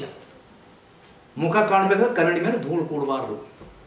ಇನ್ನೊಂದು ವಿಕ್ಷೇಪ ಅಂದ್ರೆ ಧೂಳು ಇರಲಿಲ್ಲ ಅಂದರೆ, ಕನ್ನಡಿ ಕ್ಲೀನ್ ಇತ್ತು ಅಂದ್ರೆ, ಸ್ವಚ್ಛ ಇತ್ತು ಅಂದ್ರೆ ಕೂಡ ಹಿಂಗೆ ಹೊಯ್ದಾಡ್ತಾ ಇತ್ತು ಅಂದರೆ, ಹೀಗೆ ಹೊಯ್ದಾಡ್ತಾ ಇತ್ತು ಅಂದ್ರೆ ನಮ್ಮ ಮುಖ ಕಾಣಲ್ಲ. ಇದು ವಿಕ್ಷೇಪ ದೋಷ. ಇನ್ನೊಂದು ಆವರಣ ದೋಷ. ಆವರಣ ದೋಷ ಅಂದ್ರೇನು? ಮ್ಯಾಲೆ ಯಾವುದಾದ್ರು ಒಂದು ಪೇಪರು, ಒಂದು ಬಟ್ಟೆನೋ ಏನಾದರೂ ಮುಚ್ಚಿದ್ದು ಆವರಣ ದೋಷ. ಇದು ಇರಬಾರ್ದು. ಅವಾಗ ಮುಖ ಕಾಣ್ತದೆ ಕನ್ನಡಿಯಲ್ಲಿ. ಹೀಗೆ ನಮ್ಮ ಮನವೆಂಬ ಕನ್ನಡಿ ಮಹಾಲಿಂಗವನ್ನು ಕಾಣಬೇಕು ಅಂದರೆ ಹೇಗಿರಬೇಕು ಅಂತಾರೆ, ಕಾಮ ಕ್ರೋಧ ಲೋಭ ಮೋಹ ಮದ ಮತ್ಸರ ಸುಳ್ಳು ಚಾಡಿ ಯಾವ ಇರಬಾರ್ದು. ಈ ಧೂಳು ಇರಬಾರ್ದು, ಕ್ಲೀನ್ ಇರಬೇಕು. ಚಂಚಲತೆ ಇರಬಾರ್ದು, ಸ್ಥಿರವಾಗಿರಬೇಕು ಮನಸ್ಸು. ಎರಡನೇ ಮಾತು. ಆವರಣ ಇರಬಾರ್ದು ಅಂದರೆ ಅಜ್ಞಾನದ ಆವರಣ, ಮರವೇ ಆವರಣ ಮನಸ್ಸಿನ ಮೇಲೆ ಇರಬಾರ್ದು, ನಿರಾವರಣ ಆಗಿರಬೇಕು. ಅಂದರೆ ಮನಸ್ಸು ನಿರ್ಮಲವಾಗಿರಬೇಕು, ನಿಶ್ಚಲವಾಗಿರಬೇಕು, ನಿರಾವರಣವಾಗಿರಬೇಕು. ನೋಡ್ರಿ, ಈ ಮೂರು ಆದರೆ ಈ ಲಿಂಗದೊಳಗೆ ಮನಸ್ಸು ಸ್ಥಿರವಾಗಿ ನಿಲ್ಲುತ್ತದೆ. ಅದ ಶಿವಯೋಗ ಪರಮಸುಖ. ನಮ್ಮ ಯಾರು ನಮ್ಮ ಮಧುವರ್ಸರು ವಚನ ಯಾರು ಬಳಸೋದೇ ಇಲ್ಲ ನಮ್ಮ ಜನ. ಹರಳಯ ಮಧುವರ್ಸ ಬೀಗ್ತಾನೆ ಮಾಡಿದ್ರು ಅನ್ನೋದು ಅಷ್ಟ ಇವ್ರಿಗೆ ಗೊತ್ತದ. ಮಧುವರ್ಸನ್ ಎಂಥ ದೊಡ್ಡ ಯೋಗ ಸಾಧಿಸಿದರು ನೋಡ್ರಿ, ಹೇಳ್ತಾರೆ. ಭಾಳ ಅದ್ಭುತವಂತ ಒಂದು ರೀತಿಯಿಂದ ಅವರು ಯೋಗವನ್ನು ಸಾಧಿಸಿದರು. ಬತ್ತಲೆಯ ಹುತ್ತದಲ್ಲಿ ಕತ್ತಲೆಯ ಸರ್ಪ ತೆಕ್ಕೆ ಮಡಿಯಲರಿಗಿದೆ ಸಿಕ್ಕಿ ಇದೆ. ಹುತ್ತದ ಬಾಯಿಂದ ಸರ್ಪ ಬಂದು ಕಪ್ಪೆ ನುಂಗಿತ್ತು, ಹುತ್ತ ಬತ್ತ ಬಯಲಾಯಿತು. ಅರಕೇಶು ಲಿಂಗದ ಗೊತ್ತು ಇದು ಅಂತ ಹೇಳ್ತಾರೆ. ಇದು ಬತ್ತಲೆ ಹುತ್ತ. ನಮ್ಮ ಅಂಗ ಏನಾಗಿದೆ, ಈಗ ನಾವು ಬಟ್ಟೆ ತೊಟ್ಟಿವಿ, ಎಲ್ಲ ತೊಟ್ಟಿವಿ, ಅದು ಲಿಂಗದ ಉಡಿಗೆ ಹುಟ್ಟಿಲ್ಲ, ಆ ಸತ್ಯದ ಉಡಿಗೆ ಉಟ್ಕೊಂಡಿಲ್ಲ. ನಾವು ಪಟ್ಟಿ ಹಾಕಿದೀವಿ, ಅದಕ್ಕೆ ಇದು ಬತ್ತಲೆ ಹುತ್ತ ಅಂತ ಕರೀತಾರೆ. ಇದ್ರೊಳಗೆ ಕತ್ತಲೆ ಸರ್ಪ ಸೇರ್ಕೊಂಡದ, ಅಜ್ಞಾನ ಮನಸ್ಸು ಸೇರ್ಕೊಂಡದ. ಕತ್ತಲೆ ಸರ್ಪ ಅಂತಾರೆ. ಮರವೇ ಮನಸ್ಸು, ಅಜ್ಞಾನದ ಮನಸ್ಸು ಸೇರ್ಕೊಂಡದ. ತೆಕ್ಕೆ ಮಡಿಯಲ್ಲದೆ ಸಿಕ್ಕಿದೆ ಅಂದ್ರೆ ಲಿಂಗವನ್ನು ಅಪ್ಪಿ ಆಗಲದೆ ಈ ಮರವಲ್ಲಿ ಈ ಮನಸ್ಸು ಸಿಕ್ಕಾಕೊಂಡದ ಅಂತ. ಹುತ್ತದ ಬಾಯಿಂದ ಕಪ್ಪೆ ಹರಿದು ಬಂತು ಅಂತ. ಈ ತಲೆಯ ಬ್ರಹ್ಮರಂಧ್ರದ ಮೂಲಕವಾಗಿ ಲಿಂಗ ಇಷ್ಟಲಿಂಗ ರೂಪಾಯಿ ಅಂಗೈಲಿ ಬಂತು. ಹುತ್ತದ ಬಾಯಿ ಅಂದ್ರೆ ಬ್ರಹ್ಮರಂಧ್ರ, ಶಿರಸ್ಥಳದ ಲಿಂಗ ಕರಸ್ಥಳಕ್ಕೆ ಬಂತು ಅಂತ. ಹುತ್ತದ ಬಾಯಿಂದ ಕಪ್ಪೆ ಹರಿದು ಬಂದು ಸರ್ಪ ನುಂಗಿತ್ತು. ಈ ಲಿಂಗ ಯೋಗ ಮಾಡೋದ್ರಿಂದ ಈ ಮನಸ್ಸನ್ನು ಈ ಲಿಂಗ ನುಂಗಿಬಿಡ್ತು, ತನ್ನೊಳಗೆ ಮಾಡ್ಕೊತು, ಲೀನ ಮಾಡಿಕೊಳ್ತು. ಅವಾಗ ಏನಾಯ್ತು, ಹುತ್ತ ಬತ್ತ ಬಯಲಾಯಿತು, ದೇಹ ಭಾವ ಹೋತು, ಸರ್ವಾಂಗದಲ್ಲಿ ಲಿಂಗಮಯ ಆಯಿತು. ಎಂಥ ಅದ್ಭುತ ಇದು! ಏನು ಶಿವಯೋಗ ಇದು! ಅದ್ಭುತವಂತ ಶಿವಯೋಗ. ಹೀಗೆ ಮುಂದುವರ್ಸ ಹೇಳ್ತಾರಪ್ಪ. ಇದು ಇಷ್ಟಲಿಂಗದಲ್ಲಿ ಮಾಡುವಂಥ ಶಿವಯೋಗ. ಎರಡನೇದು ಪ್ರಾಣಲಿಂಗದಲ್ಲಿ ಮಾಡುವಂಥ ಶಿವಯೋಗ. ಹೇಗೆ ಪ್ರಾಣಲಿಂಗದಲ್ಲಿ ಅಂದರೆ ನಮ್ಮ ಅಂಗದಲ್ಲಿ, ಅಂತರಂಗದಲ್ಲಿ ಇದಕ್ಕೆ ಇಷ್ಟಲಿಂಗದ ಯೋಗ ಒಂದು.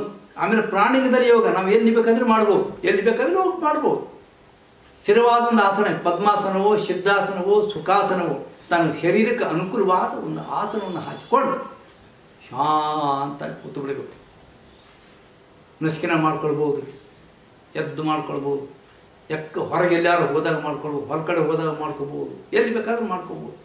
ಪದ್ಮಾಸನ ಹಾಕೊಂಡು ಕೂತು ನೇರವಾದ ಬೆನ್ನು ಮೂಳೆ ನೇರವಾಗಿಡಬೇಕು. ತಲೆಯವೆಲ್ಲ ಒಂದೇ ಸಮಾನವಾದಂಥ ರೀತಿಯಲ್ಲಿರಬೇಕು.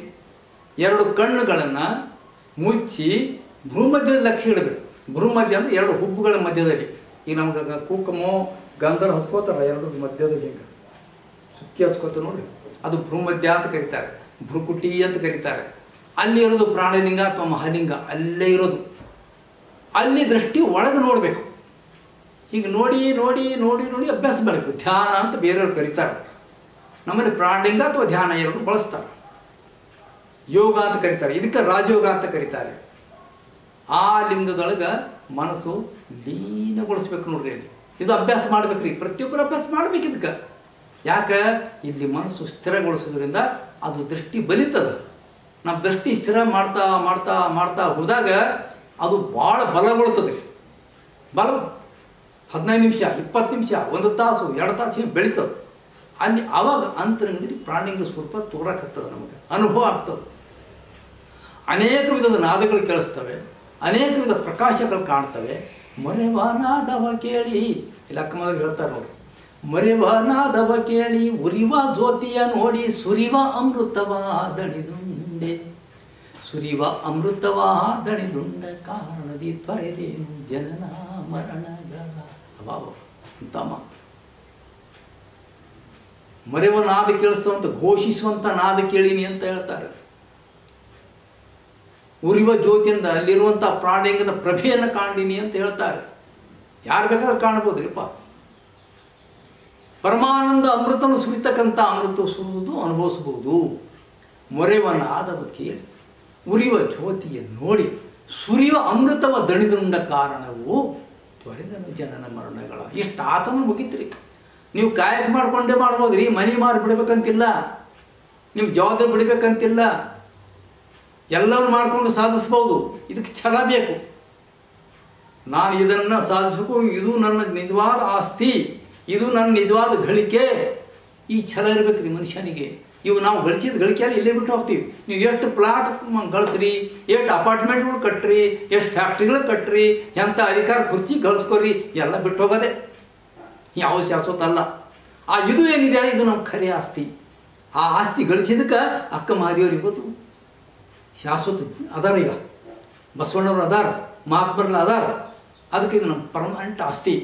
ಅದಕ್ಕೆ ಈ ಅಂತರಂಗದೊಳಗೆ ದೃಷ್ಟಿ ಇಟ್ಟು ಪರಮಾನಂದವನ್ನು ಅನುಭವಿಸ್ಬೇಕು ರೀ. ಸ್ಥಿರವಾದ ಅನುಭವ ಅನುಭವಿಸ್ಬೇಕು. ಇದು ಪ್ರಾಣಿಗಾರ್ಚನೆ ಅಂತ ಕರೀತಾರೆ. ಚನ್ನಬಸವಣ್ಣವರು ಒಂದು ವಚನದಾಗ ಹೇಳ್ತಾರೆ ಪ್ರಾಣಿಗಾರ್ಚನೆ ಹೆಂಗೆ ಮಾಡಬೇಕು ಅಂತ.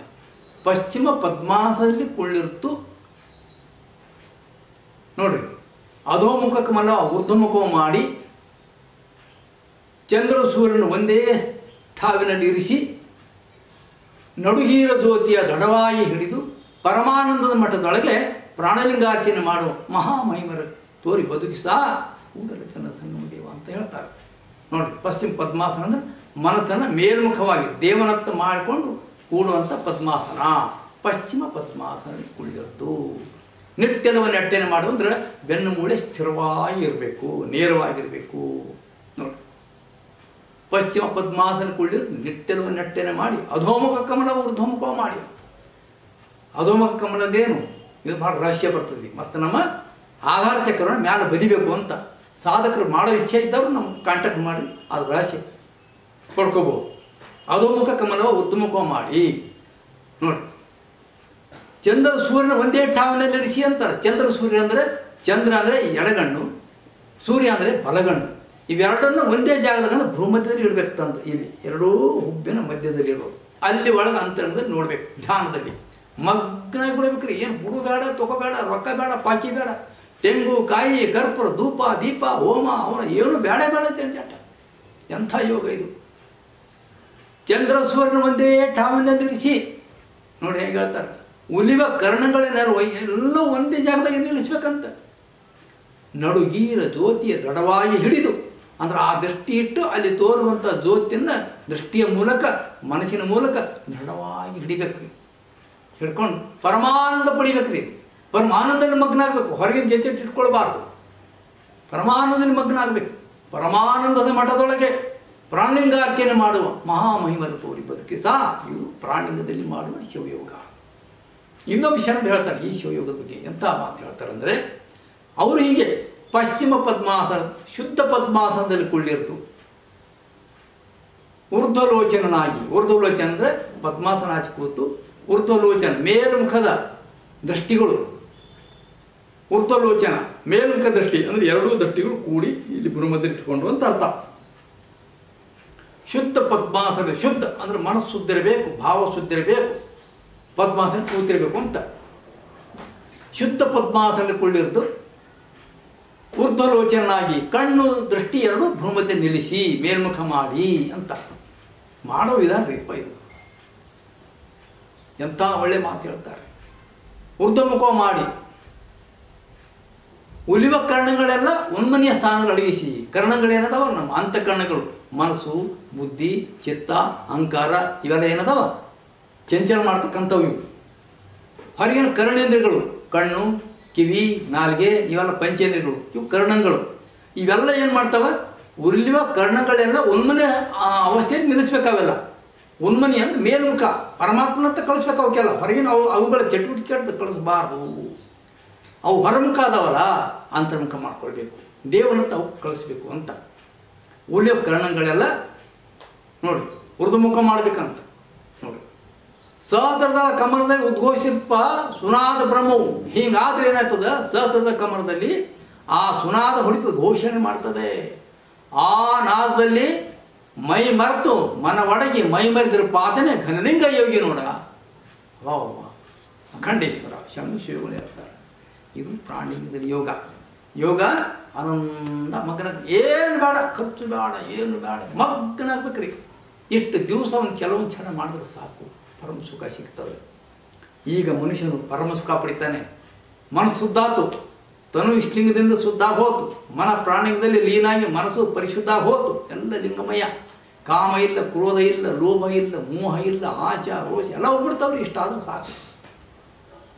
ಇನ್ನು ಭಾವದಲ್ಲಿ ಶಿವಯೋಗ ಹೆಂಗೆ ಮಾಡಬೇಕಪ್ಪ? ಈ ಪ್ರಾಣಿಂಗದಲ್ಲಿ ಏನು ಕಾಣ್ತೀವಿ ಅದನ್ನು ಸಂತೃಪ್ತಿಯಿಂದ ಅನುಭವಿಸ್ಬೇಕು.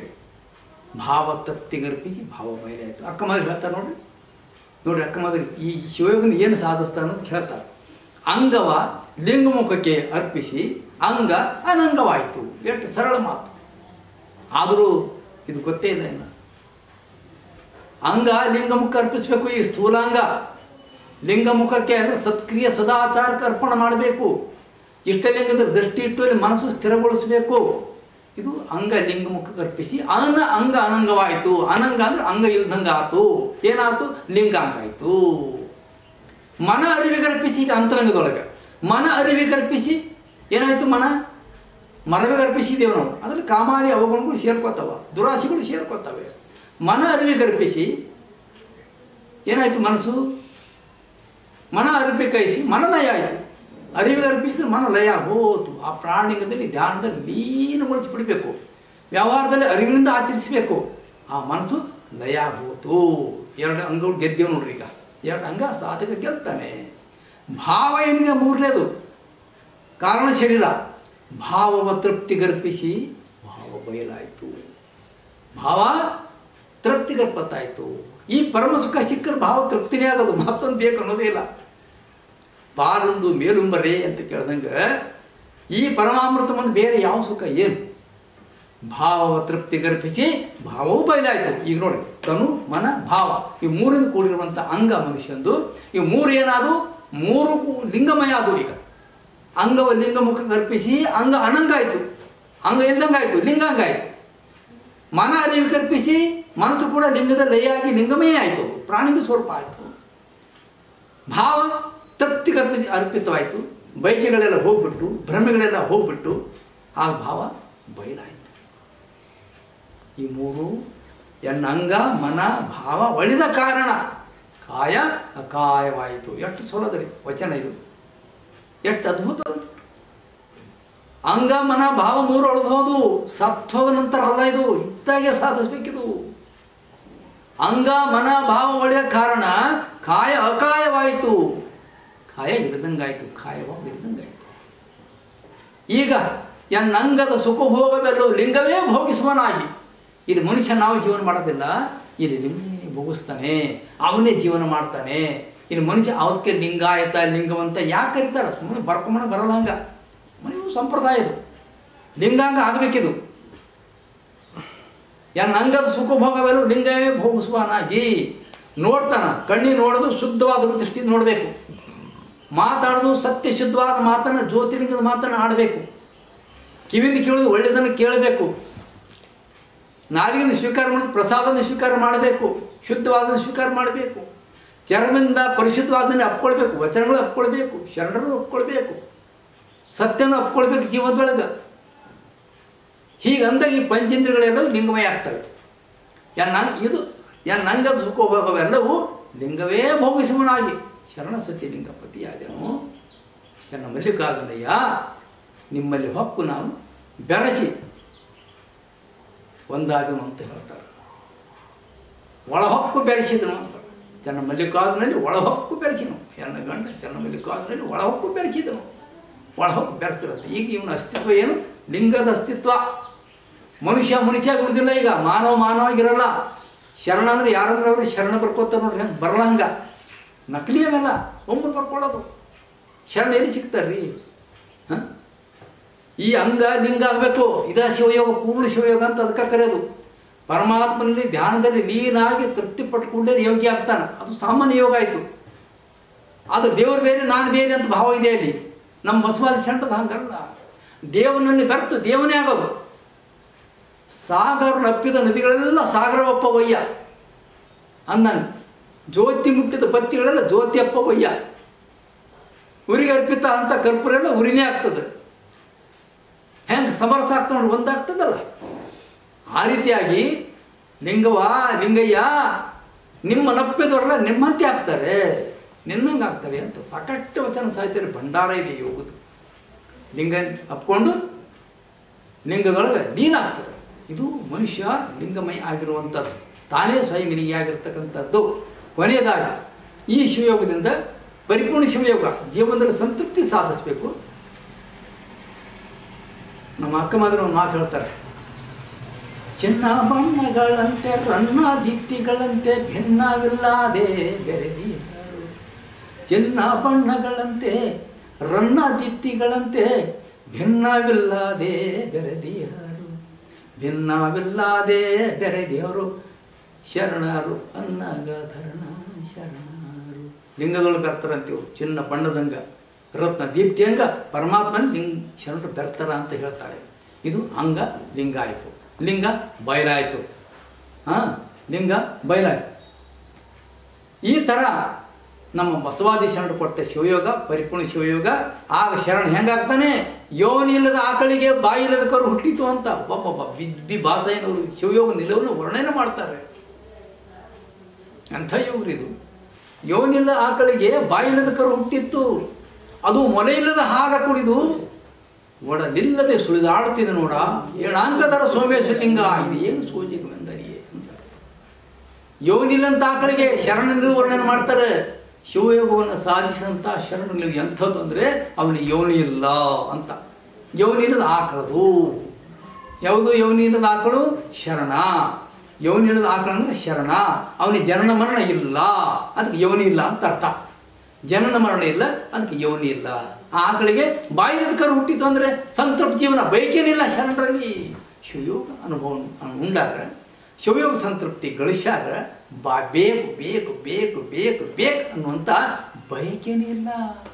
ಯೋನಿಲ್ಲದ ಆಕಳು ಅಂದರೆ ಜನನ ಮರಣ ಗೆದ್ದಂಥ, ಜನನವನ್ನು ಮೀರಿದಂಥ ಶರಣ. ಬಾಯಿದ ಕರು ಹುಟ್ಟಿತು ಅಂದ್ರೆ ಅವನ ಜೀವನದಲ್ಲಿ ಸಂತೃಪ್ತಿ ಹುಡ್ಕೋತು. ಬಾಯಿನೇ ಇಲ್ಲ, ಬೇಕೆಂಬ ಬಯಕೇನೇ ಇಲ್ಲ, ಸಂತೃಪ್ತಿ ಆಯಿತು. ಅದು ಮೊಲೆಯಿಲ್ಲದ ಹಾಲು ಬಯಸ್ತು. ಯಾವುದು ಮೊಲೆಯಿಲ್ಲದ ಹಾಲು? ಅಂತಃಕರಣ ರಹಿತವಾಗಿರುವಂಥ ಯಾವುದು ಪರಮ ಸುಖ, ಶಿವಯೋಗ ಸುಖವನ್ನು ಮಾತ್ರ ಬಯಸ್ತದು. ಮೊಲೆ ಹಾಲು ಶಿವಯೋಗ ಸುಖವನ್ನು ಉಂಡುತ್ತದು ಆ ಕರು. ಮೊಲೆಯಿಲ್ಲದ ಹಾಲು ಅಂದ್ರೇನು? ಮನ, ಬುದ್ಧಿ, ಚಿತ್ತ, ಅಹಂಕಾರ ಎಲ್ಲ ಲಿಂಗಮಯ ಆಗಿದ್ದಾವೆ. ಇವು ಇಂದ್ರಿಯಗಳು, ಈ ಅಂತಃಕರಣಗಳು ಇಲ್ಲ ಶರಣರಲ್ಲಿ. ಆ ಮೊಲೆಯಿಲ್ಲದಂಥ ಶಿವಯೋಗ ಸುಖದ ಹಾಲನ್ನು ಮಾತ್ರ, ಪರಮ ಸುಖದ ಹಾಲನ್ನು ಮಾತ್ರ ಕುಡಿತಾನೆ ಶರಣ. ಮೊಲೆಯಿಲ್ಲದ ಹಾಲು ಕುಡಿದು, ಆ ಹಾಲು ಕುಡಿದ್ರಿಂದ ಪರಮ ಸುಖದ ಹಾಲು, ಶಿವಯೋಗ ಆನಂದದ ಹಾಲು ಕುಡಿದ್ರಿಂದ ಏನಾಗ್ತದೆ? ಅಂಗಗುಣ ಅಳಿದು ಹೋಗ್ತದೆ. ಒಡಲಿಲ್ಲದೆ ಸುಳಿದಾಡುತ್ತಿದೆ ನೋಡ ಅಂದ್ರೇನು? ದೇಹಭಾವವನ್ನು ಮೀರಿ ಲಿಂಗಾಂಗಿಯಾಗಿ ಅಖಾಯ ಚರಿತನಾಗಿ ಸುಳಿದಾಡ್ತಾ ಇದ್ದಾನೆ. ಏನು ನಿಲುವರಿದು ಶರಣರು? ಪ್ರತಿಯೊಬ್ಬರು ಮೆಲುಕಾಕಿ ವಚನದ ಅರ್ಥಕ್ಕೆ ಎಷ್ಟು ಉದಾತ್ತವಾದಂಥ ವಚನ ಕೊಡ್ತಾರೆ ಶರಣರು. ಯೋನಿ ಇಲ್ಲದ ಆಕಳು, ಜನನ ಇಲ್ಲದಂಥ ಶರಣ. ಅದಕ್ಕೆ ಬಾಯಿ ಇಲ್ಲದ ಕರು ಹುಟ್ಟಿತ್ತು ಅಂದ್ರೆ ಅವನಲ್ಲಿ ಸಂತೃಪ್ತಿ ಬೇಕನ್ನುವಂಥ ಬಯಕೆ ಇಲ್ಲದಂಥ ಸಂತೃಪ್ತಿ ಹುಟ್ಕೊಂಡಿತ್ತು. ಮೊಲೆಯಿಲ್ಲದ ಹಾಲು ಕುಡಿತು ಅಂದರೆ ಅಂತಃಕರಣ ರಹಿತವಾಗಿರುವಂಥ, ಅಂತಃಕರಣಗಳು ಇದ್ದರೆ ವಿಷಯ ಮುಖ ಅನುಭವಿಸ್ತಾನೆ, ಅಂತಃಕರಣ ಅಳ್ಕೊಂಡಂದ್ರೆ ಪರಮ ಸುಖ ಅನುಭವಿಸ್ತಾನೆ. ಮೊಲೆಯಿಲ್ಲದ ಹಾಲು ಪರಮಾನಂದ ಸುಖ, ಲಿಂಗಾಂಗ ಸಾಮರ್ಥ್ಯದ ಸುಖ ಅನುಭವಿಸ್ತಾನೆ. ಮೊಲೆ ಇಲ್ಲದ ಹಾಲು ಸವಿದು ಒಡಲಿಲ್ಲದ ಸುಳಿದಾಡ್ತಿದೆ ನೋಡ. ಹಂಗ ಅಳಿದು ಲಿಂಗ ಸ್ವಯಂ ಲಿಂಗಿಯಾಗಿ ಸುಳಿದಾಡ್ತಿದ್ದೇನೆ, ಬಯಲು ಕಾಯನಾಗಿ ಓಡಾಡ್ತಾ ಇದ್ದಾನೆ. ಇದು ಎಂಥ ಸೋಜಿಗ ಅಂತಾರೆ. ಏಣಾಂಕದರ ಸೌಮ್ಯದ ಲಿಂಗ. ಇದೇನು ಸೋಜಿಗವೆಂದರೆ ಏನು ಸೋಜಿಗಪ್ಪ ಇದು? ಅದು ಶರಣರ ಹೆಸರು. ಅವು ನಿಲುವು ಸೋಜಿಗನೇ. ಅದಕ್ಕೆ ಅಕ್ಕ ಹೇಳ್ತಾರೆ, ಶರಣರ ನೆಲೆಗಳನ್ನು ಅರಿವೋಡೆ ಎನ್ನಳವೇ ಹರಿಯ ಜಾಸುರರಿಗಳವಲ್ಲ. ಶರಣರ ನೆಲೆಗಳನ್ನು ಅರಿವೋಡೆ ಎನ್ನಳವೇ ಹರಿಯ ಜಾಸುರರಿಗಳವಲ್ಲ. ಹರಿಯ ಜಾಸುರರಿಗಳವಲ್ಲವೆಂದೆನಲು ಒಲವೇ ನಾನವರ ಕೃಪೆಯಿಂದ. ಹರಿಹರ ಸುರಾದಿಗಳು ಕೂಡ ಶರಣರಿಗೆ ಸರಿಯಾಗಲ್ಲ. ಯಾಕ? ಅವರು ಬೈಲಕಾಯಿಗಳು, ಬಯಲು ನಿಲುವಿನವರು. ಅಂಥ ಶರಣರನ್ನ ಏನು ವರ್ಣನೆ ಮಾಡಿ ಅಂತ ಅಕ್ಕ ಹೇಳ್ತಾರೆ. ಆದ್ದರಿಂದ ಶಿವಯೋಗ ಸುಖ ಬಹಳ ಉನ್ನತವಾದಂಥ ಸುಖ. ಈ ಶಿವಯೋಗ ಸುಖವನ್ನು ಪ್ರತಿಯೊಬ್ಬರು ಸಂಪಾದನೆ ಮಾಡಿದರೆ ಮಾತ್ರ ಈ ಮನುಷ್ಯನ ಜೀವನದೊಳಗೆ ಸಂತೃಪ್ತಿ ಸಿಗ್ತದೆ. ಇದನ್ನು ಭಾಳ ಜನ ಅಬ್ಬಾಬಾಬಾ ನಾವ್ಯಾಂಗ ಸಾಧಿಸ್ಬೇಕ್ರಪ್ಪ, ಇದು ಮನಿ ಮಾರು ಕಾಯಕ ಡ್ಯೂಟಿ ಎಲ್ಲ ಇದೆ ಅಂತ, ಇದು ಮಾಡ್ಕೊಂಡೇ ಮಾಡಬೇಕು. ಕಾಶಿಯೊಳಗೆ ಲಾಹಿರು ಮಹಾಶಯ ಅಂತ ಆಗಿದ್ದಾರೆ. ಸರ್ಕಾರಿ ಡ್ಯೂಟಿ ಮಾಡ್ಕೊಂಡು ಪ್ರಪಂಚದ ದೊಡ್ಡ ಯೋಗಿಗಳು ಅವರು. 200 ವರ್ಷದ ಇತಿಹಾಸಗಳು ಅಂಥ ಯೋಗಿ ಯಾರೂ ಆಗಿಲ್ಲ ಇಂಡಿಯಾದಾಗ. ಆ ಮಟ್ಟದ ಯೋಗಿಗಳು ಕಾಯಕ ಮಾಡ್ಕೊಂಡು 5 ಮಂದಿ ಮಕ್ಕಳವರಿಗೆ ಹಿಮಾಲಯದ ಬಾಬಾಜಿಯವ್ರ ಶಿಷ್ಯರು. ಬೇಕಾದರೂ ಮಾಡ್ಕೊಳ್ರಿ, ಏನು ದೊಡ್ಡದಲ್ಲ. ಒಂದು 15-20 ನಿಮಿಷ ಮೊದಲು ಪ್ರಾರಂಭ ಮಾಡ್ಕೊಳ್ರಿ. ಒಯ್ಯೋದು ಏನಿಲ್ಲ, ಇಲ್ಲೇ ಬಿಟ್ಟು ಹೋಗೋದಲ್ಲ, ಎಲ್ಲ ಇಲ್ಲೇ ಬಿಟ್ಟು ಹೋಗ್ತೀವಿ. ನಮ್ಮ ಜೊತೆ ಏನೂ ಬರೋದಿಲ್ಲ. ಇದು ಶಾಸ್ತ್ರ ಸುಖ ಅಲ್ಲ, ಶಿವಯೋಗ ಸುಖನೇ ಪರಮ ಸುಖ. ಅದು ಮಾಡಲಿಲ್ಲ ಅಂದರೆ, ಅದು ಸಾಧಿಸಿಲ್ಲ ಅಂದರೆ ಯಾವ ಭಾಷೆನ ಹೇಳಿದ್ರೇನು, ಯಾವ ಸಂಪತ್ತು ಗಳಿಸಿದ್ರೇನು, ಏನು ಮಾಡಿದ್ರು ವೇಸ್ಟ್. ಆದ್ದರಿಂದ ಇಂಥ ಉದಾತ್ತವಾಗಿಂಥ ಶಿವಯೋಗವನ್ನು ನಮ್ಮ ಮಹಾಗುರು ಬಸವೇಶ್ವರರು, ಅವರ ಧರ್ಮಪತ್ನಿ ಮಹಾತಾಯಿ ನೀಲಾಂಬಿಕೆ ತಾಯಿಯವರು, ಅವರ ನೀಲಾಂಬಿಕೆಯವರ ಮಾರ್ಗದರ್ಶನದಲ್ಲಿ ಶಿವಯೋಗದ ತುದಿಗೆ ಹೋಗಿರುವಂಥ ಅಕ್ಕ ಮಹಾದೇವಿಯವರು ಇವರೆಲ್ಲ ಸಾಧಿಸಿದರು. ಲಿಂಗಮ್ಮನವರು, ಹರಪದ ಅಪ್ಪಣ್ಣವರು ಎಲ್ಲ ಶರಣರು ಸಾಧಿಸಿದ್ದಾರೆ. ಆ ಯೋಗವನ್ನು ಪ್ರತಿಯೊಬ್ಬರು ಈಗ ಮರೆಯಾಗಿದೆಯಲ್ಲ, ಈಗ ಉಳಿದಿಲ್ಲ, ಯಾರನೇ ಆಗಿದೆ. ಈಗ ಎಲ್ಲ ನಮಗೆಲ್ಲ ಭೌತಿಕ ಆಕರ್ಷಣೆ ಮಾಡಿದಾವೆಲ್ಲ ವಿಜ್ಞಾನ ಕೊಡುವಂಥ ಕೊಡುಗೆಗಳು, ವಿಜ್ಞಾನದ ಆವಿಷ್ಕಾರಗಳು ನಮಗೆ ಆಕರ್ಷಣೆ ಮಾಡ್ತಾ ಇದ್ದಾವೆ. ಲಿಂಗದತ್ತ ಆಕರ್ಷಣೆ ಆಗೋಣ, ಶಿವಯೋಗ ಸುಖ ಸಂಪಾದನೆ ಮಾಡೋಣ, ಜೀವನದಲ್ಲಿ ಸಂತೃಪ್ತಿ ಗಳಿಸೋಣ, ಉತ್ತಮವಾದ ಆರೋಗ್ಯ. ಯಾಕೆ ಈ ಇಷ್ಟಲಿಂಗದಲ್ಲಿ ದೃಷ್ಟಿ ಇಟ್ಟು ಒಂದು ಅರ್ಧ ತಾಸು 3/4 ಗಂಟೆ ಒಂದು ವೇಳೆ ಕೂತ್ರೆ ನಮ್ಮ ಬ್ಲಡ್ ಸರ್ಕ್ಯುಲೇಷನ್ ಸರಿಯಾಗಿ ಆಗ್ತದೆ. ಬಿ ಪಿ ಬರೋದಿಲ್ಲ, ಹಾರ್ಟ್ ಅಟ್ಯಾಕ್ ಆಗೋದಿಲ್ಲ, ಹಾರ್ಟ್ ಅಟ್ಯಾಕೇ ಆಗಲ್ಲ. ಸರಿ ನೆನಪಿಟ್ಕೊಳ್ಬೇಕು. ಇದಕ್ಕಿಂತ ದೊಡ್ಡದು ಏನು ಬೇಕು ನಮಗೆ? ಲಕ್ಷಗಟ್ಟಲೆ ದುಡ್ಡು ಹಾಕ್ತೀವಲ್ಲ ಒಯ್ದು ಹಾಸ್ಪಿಟ್ಲಕ್ಕೆ, ಇವು ಯಾವುವೂ ಬರೋದಿಲ್ಲ. ಹಾಸ್ಪಿಟ್ಲಿಗೆ ಹೋಗೋ ಅವಶ್ಯಕತೆ ಇಲ್ಲ. Heart attack, B P, sugar ಯಾವುದು ಬರೋಲ್ಲ. ಇದು ಅತ್ಯುನ್ನತವಾದಂಥ ಒಂದು ಶರೀರದ ಆರೋಗ್ಯ ನಮಗೆ ಸಿಗ್ತದೆ. ಮನಸ್ಸು ಏನು ಸಂಪಾದನೆ ಮಾಡಿದ್ರು ತೃಪ್ತಿ ಇಲ್ಲ, ಮನಸ್ಸಿಗೆ ಸಮಾಧಾನ ಇಲ್ಲ. ಅಂಥ ಜೀವನದಲ್ಲಿ ನಮಗೆ ಮನಸ್ಸು ಶಾಂತಿ ಸಿಗ್ತದೆ, ಜೀವನದಲ್ಲಿ ಸಂತೃಪ್ತಿ ಸಿಗ್ತದೆ. ಸಂತೃಪ್ತಿಯೇ ನಿಜವಾದ ಸಂಪತ್ತು. ಸಂತೃಪ್ತಿ ಇಲ್ಲ ಅಂದರೆ ಯಾವ ಸಂಪತ್ತು ಶಾಶ್ವತ ಅಲ್ಲ. ಅಂಥ ಸಂತೃಪ್ತಿಯ ಸಂಪತ್ತು ಗಳಿಸಬೇಕಾದ್ರೆ ಶಿವಯೋಗ ಸಾಧಿಸಬೇಕಾಗ್ತದೆ. ಇಂಥ ಉದಾತ್ತ ಶಿವಯೋಗವನ್ನು ನಮ್ಮ ಮಹಾಗುರು ಬಸವೇಶ್ವರರು 12ನೇ ಶತಮಾನದಲ್ಲಿ ಅವರ ಸಮಕಾಲೀನ ಶರಣರು ನಮಗೆ ಕೊಟ್ಟು ಹೋಗ್ಯಾರ. ಆ ಸಂಪತ್ತೆಲ್ಲ ವಚನಗಳಲ್ಲಿ ಇದೆ, ವಚನ ಸಾಹಿತ್ಯದಲ್ಲಿದೆ. ವಚನಗಳನ್ನು ಓದೋಣ. ಈಗಾಗಲೇ ಅಕ್ಕ ಮಹಾದೇವಿ ಯೋಗಾನ ತ್ರಿವಿಧಿ ನಮ್ಮ ಬೆಂಗಳೂರಿನಲ್ಲಿ ನಮ್ಮ ಬೇಲಿ ಮಠದ ಅಪ್ಪುಗಳು ಒಂದು ತಿಂಗಳ ಈ ಒಕ್ಕಮಾದಿ ಯೋಗಾಂಗ ತ್ರಿವಿಧಿ ಮೇಲೆ ಭಾಳ ಒಳ್ಳೆಯ ರೀತಿಯಿಂದ ಅನುಭವ ನೀಡಿದ್ದಾರೆ. ಈ ಯೋಗಾಂಗ ತ್ರಿವಿಧಿಯ ಅರ್ಥವನ್ನು ಭಾಳ ಚೆನ್ನಾಗಿ ಈಗಾಗಲೇ ಮಾಡೀನಿ. ಮುಂದೆ ಇದ್ರ ಮೇಲೆ ಇನ್ನೂ ಬೃಹತ್ವಾದಂಥ ಒಂದು ಗ್ರಂಥನೆ ಮಾಡಬೇಕು ಅನ್ನೋ ಒಂದು ಉದ್ದೇಶ ಇದೆ. ಆದ್ದರಿಂದ ತಾವೆಲ್ಲರೂ ಈ ವಚನ ಯೋಗಾಂಗ ತ್ರಿವಿಧಿಯನ್ನು ಓದ್ಕೋಬೇಕು. ವಚನಗಳಲ್ಲಿ ಶಿವಯೋಗ ಅನ್ನುವಂಥ ಕೃತಿ ಇದೆ ಸಣ್ಣದು, ಅದನ್ನು ಓದಬೇಕು. ಪ್ರತಿಯೊಬ್ಬರು ಶಿವಯೋಗವನ್ನು ಸಾಧಿಸಬೇಕು ಅನ್ನುವಂಥ ವಿನಂತಿಯನ್ನು ಮಾಡಿಕೊಂಡು ನಮಗೆ ಬಸವ ಸಮಿತಿ ಆಶ್ರಯದಲ್ಲಿ ಇವತ್ತೇನು ಒಂದು ಶಿವಯೋಗದ ಅನುಭವ ಮಾಡಲಿಕ್ಕೆ ಅಲ್ಪ ಸಮಯದೊಳಗೆ ಶಿವಯೋಗ ಮುಗಿಯಲ್ಲ. ಇದು ಕೆಲವು ದಿವಸ ಶಿವಯೋಗ ಆಗಬೇಕು ಅಂದರೆ ಭಾಳ ಕ್ಲಿಯರ್ ಆಗ್ತದೆ.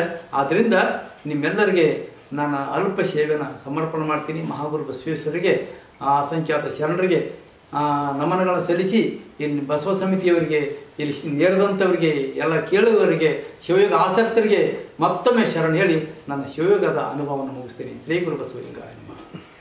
ಮುಂದಿನ ವಾರದ ಕಾರ್ಯಕ್ರಮಗಳ ಬಗ್ಗೆ ವಿವರ. 23/10/2021 ಶ್ರೀ ಅಶೋಕ್ ಬಸಪ್ಪ ಬರಗುಂಡಿ ಇವರಿಂದ ಕರ್ಣ ಹಸಿಗೆ ಭಾಗ 6.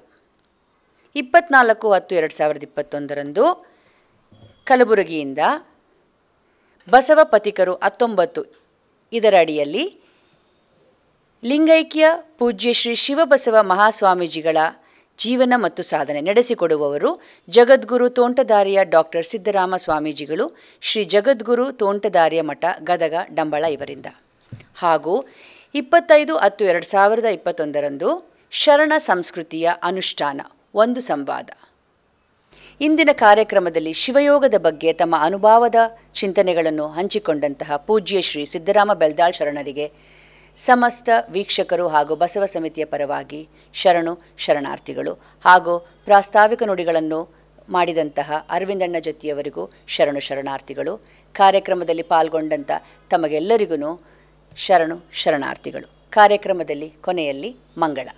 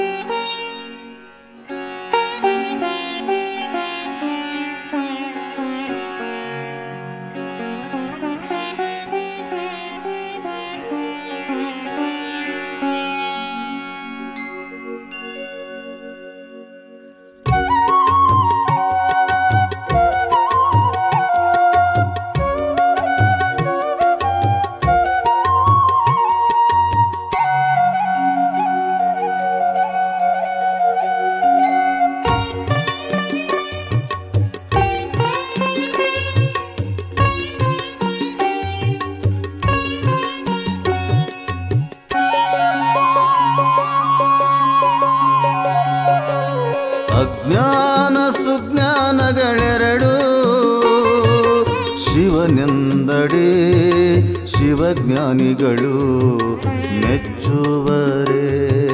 ಅಜ್ಞಾನ ಸುಜ್ಞಾನಗಳೆರಡು ಶಿವನೆಂದಡೆ ಶಿವಜ್ಞಾನಿಗಳು ಮೆಚ್ಚುವರೆ. ಶಿವಶಕ್ತಿಗಳೆರಡು ನೀನೇ ಎಂದರೆ ಶಿವಶಕ್ತಿಗಳೆರಡು ನೀನೇ ಎಂದರೆ ಮಹಾನುಭಾವಿಗಳು ಪರಿಣಾಮಿಸುವರೆ. ಮಹಾನುಭಾವಿಗಳು ಪರಿಣಾಮಿಸುವರೆ. ತನ್ನ ತಾನಾರೆಂಬುದನರಿಯದೆ ಅನ್ಯವೆಲ್ಲವೂ ಬೊಮ್ಮವೆಂಬ ಈ ಕರ್ಮದ ನುಡಿಯ ಮೆಚ್ಚುವನೆ ನಮ್ಮ ಗುಹೇಶ್ವರ ಲಿಂಗವು. ತನ್ನ ತಾನಾರೆಂಬುದನರಿಯದೆ ಅನ್ಯವೆಲ್ಲವೂ ಬೊಮ್ಮವೆಂಬ ಈ ಕರ್ಮದ ನುಡಿಯ ಮೆಚ್ಚುವನೆ ನಮ್ಮ ಗುಹೇಶ್ವರ ಲಿಂಗವು. ಗುಹೇಶ್ವರ ಲಿಂಗವು ಗುಹೇಶ್ವರ ಲಿಂಗ.